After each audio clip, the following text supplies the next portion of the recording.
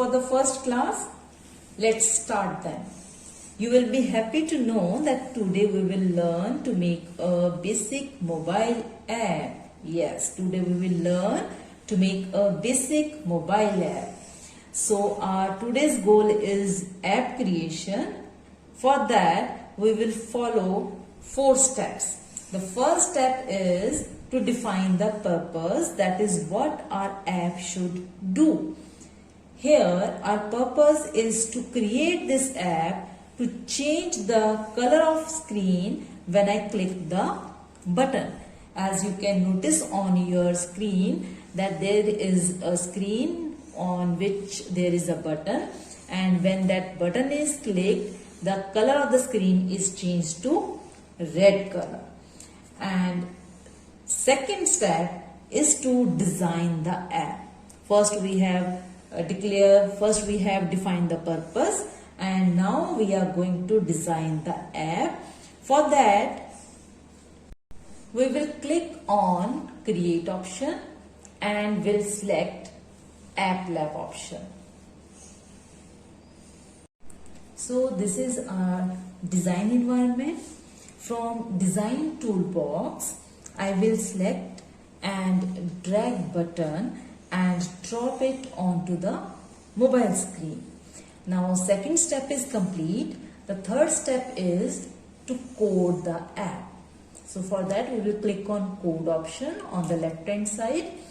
So this is what our coding environment looks like. And computer language that we will use to make this app is called JavaScript. And we have 2 ways to create our app. One is block based coding. So here are the blocks.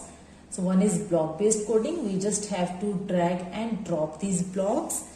And second one is text based coding. And in text based coding we have to type the command. And let me show you how to switch between block based and code based coding. So for that we have to click on this show text option. Now you can see the block is converted into the text form. So this is the text based coding, and when we click on show blocks, this is the block based coding environment. So based on our purpose, when I click the button, color of the screen, when I click this button, color of the screen should change, let's say to yellow color. And now for a computer to understand it, we need to translate the purpose of the app into the computer code, right? Like we are talking in general English language. Now what we want, we want to change this simple English language words into the language that can be understood by the computer.